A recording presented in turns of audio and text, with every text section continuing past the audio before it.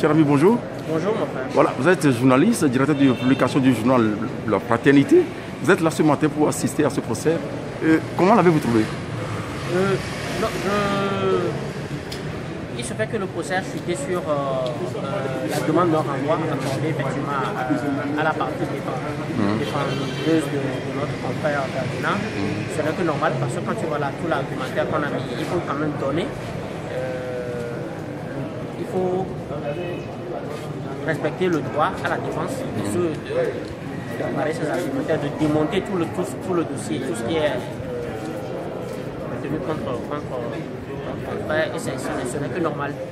Et donc nous espérons que effectivement quand le dossier sera réinscrit le 7 octobre prochain et que le procès sera vraiment impartial et que pour une fois on va donner une parcelle à la vérité pour que la vérité brille, pour que la lumière de la vérité jaillisse, parce que contrairement à ce que nous assistons, soit que nous assistons sur les réseaux sociaux, soit que nous assistons même dans notre corporation où on instrumentalise les uns les autres. Les gens sont dans leur business et leur droit.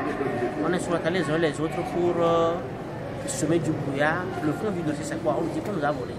Le carburant que nous payons tous, quand on dit on a volé sur le carburant, c'est nous tous qu'on a volé, même ma grand-mère qui est au village. Hein? Ma grand-mère qui est au village, même l'inconnu que tu n'as jamais vu, on nous a tous volé et ça mérite une dénonciation. Et c'est aussi simple que ça. Maintenant, il revient à l'État. Nous espérons que d'ici là, que les travaux de l'audit vont faire sortir cette vérité-là, que ça dérange aujourd'hui même ceux qui sont mis en cause directement ou indirectement. Nous espérons que d'ici là, la vérité va sortir. Et au procès, qu'on donne raison à notre confrère et qu'on avance, quoi, parce qu'on n'a pas que ça à faire. Le journaliste a fait son travail. Il a dénoncé ce qu'il faut dénoncer. Maintenant, il revient à celui-là qui est à la commande, qui est investi de la gestion du pétrole, de voir, mais attends, tout ce que le journaliste a dit, où est-ce que ça marche, où est-ce que ça ne marche pas, pour punir qui il le faut, et puis on passe à autre chose. Voilà. Comment est-ce que vous analysez ces convocations à cascade des journalistes aujourd'hui? Tantôt c'est au niveau du district, tantôt c'est au niveau du tribunal. Comment est-ce que vous l'analysez?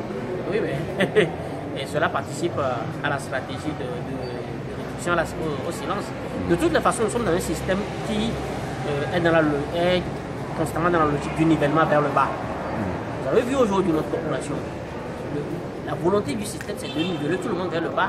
Toutes les campagnes qui se font contre ceux-là qui essayent de rester professionnels, ceux-là qui essayent de rester du côté de la vérité, toutes les campagnes qui se font aujourd'hui, c'est pour ça vise à les casser. Mais bon, vous savez, le combat de la vérité, c'est une conviction personnelle. C'est une question de valeur que tu t'es inscrit, que tu t'es inculqué depuis le bas âge. Et donc, les convocations dont tu parles là, ça va émouvoir certains, mais ça ne va pas émouvoir tout le monde. Nous, on a été indûment suspendus pendant 2 mois parce que les confrères ont dénoncé quelque chose et la HAC a pris une décision arbitraire. Notre rôle, ce qu'on nous reproche, c'est d'avoir dit à la HAC, tu as mal appliqué ton texte. Et qu'en père de famille, tu ne peux pas trucider tes enfants parce que l'étranger est venu se plaindre contre eux. L'étranger ne te demande même pas de leur couper la tête, tu leur as coupé la tête. C'est pour ça qu'on nous a suspendus, mais ça nous a fait des choses. Donc vous êtes confiant que dans les jours à venir, ça va s'améliorer dans la corporation, la presse au Togo?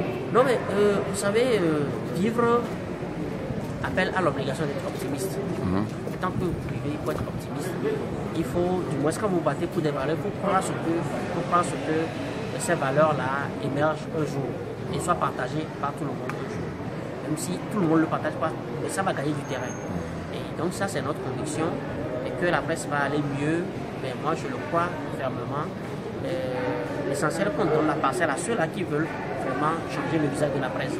Parce que, contrairement à ce qui est instauré dans l'esprit des dirigeants du régime, la presse n'est pas un bourreau.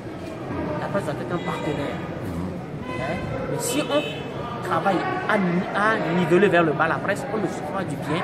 Parce que vous aurez besoin demain de cette presse. Quand les gens n'ont pas le niveau, ils ne pourront pas le défendre. Et donc, il faut aujourd'hui travailler à ce que, même dans la critique, qu'il y ait du professionnalisme, qu'il y ait de la sincérité, qu'il y ait du solide et de la compétence. C'est ce que nous défendons et nous sommes sûrs que, tôt ou tard, même ceux qui profondent aujourd'hui la presse, ils vont changer de posture et dire attendez, venez, on va faire plus utile, on va faire plus professionnel et dans l'intérêt de tout le monde. Les gars, merci beaucoup à vous. C'est moi qui te remercie.